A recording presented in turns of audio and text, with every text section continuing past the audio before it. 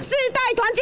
Anggota Serikat Buruh berkumpul di gerbang eksekutif Yuan pada tanggal 17 menyerukan pemerintah untuk merancang dasar anuitas, mengadakan seminar reformasi anuitas, dan merencanakan permohonan pencairan anuitas satu kali jalan bagi PMA. 同样是缴了劳保的费用，他们总是在届龄退休之前就必须要返回母国，他也没有办法回到台湾来请领这个退休金。 Kelompok Perburuan berpendapat pekerja migran di bawah Undang-Undang Standar Ketenagakerjaan juga membayar premi seperti pekerja domestik tetapi tidak mendapat perlindungan pensiun.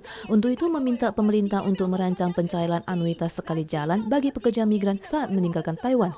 我们会倾听各界的意见，也会请劳动部来。什么时候会开座谈会？这个我没有办法给你一个。 Serikat Buruh merasa geram dengan perwakilan MOL yang tidak memberikan janji dan jadwal yang pasti, sehingga bentrokan dengan polisi sempat pecah sebelum akhirnya dibubarkan polisi.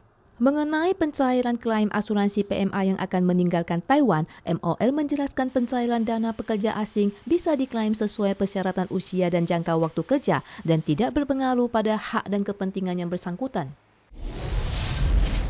Taiwan dalam 2 hari terakhir bertambah 3 kasus COVID-19 impor baru. Satu diantaranya adalah PMI tanpa gejala yang masih dikarantina. 2 yang lainnya adalah pengusaha Taiwan yang baru pulang dari Indonesia dan Myanmar.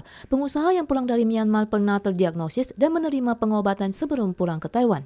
Berhubung pandemi gelombang kedua merebak di Eropa Amerika dan hampir setiap hari terdapat kasus impor di Taiwan, CCC baru-baru ini mengumumkan protokol pencegahan musim gugur dan dingin untuk perbatasan, komunitas, dan inspeksi.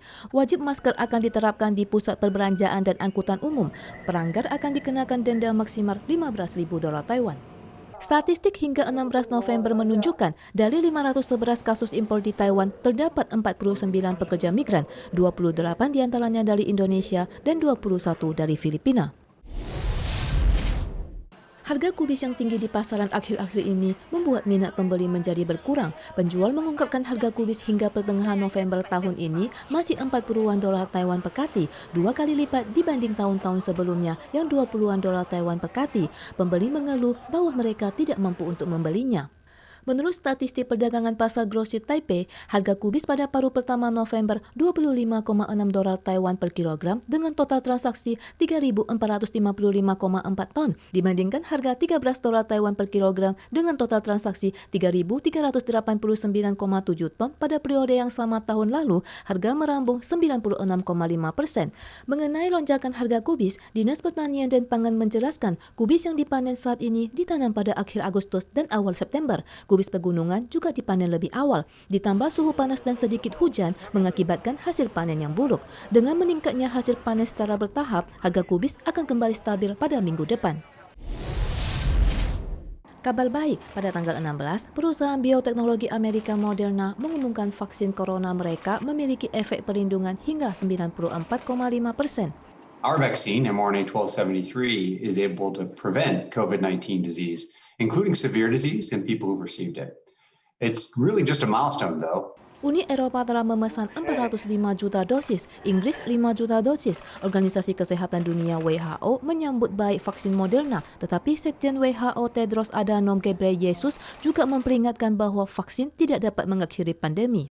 A laissez-faire attitude to the virus, not using the full range of tools available, leads to death, suffering, and hurts livelihoods and economies.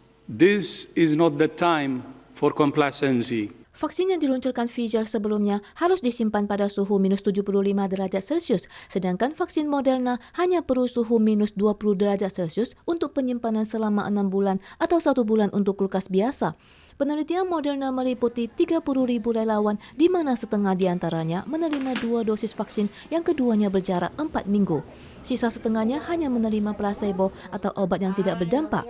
Dalam proses observasi, 90 orang terjangkit virus corona yang hanya 5 orang diantaranya yang divaksinasi, sedangkan 90 orang menerima placebo. Ada 11 pasien yang sakit parah yang kesemuanya menerima placebo. Hasil percobaan ini menunjukkan vaksin tersebut efektif dan dapat mencegah penyakit menjadi parah.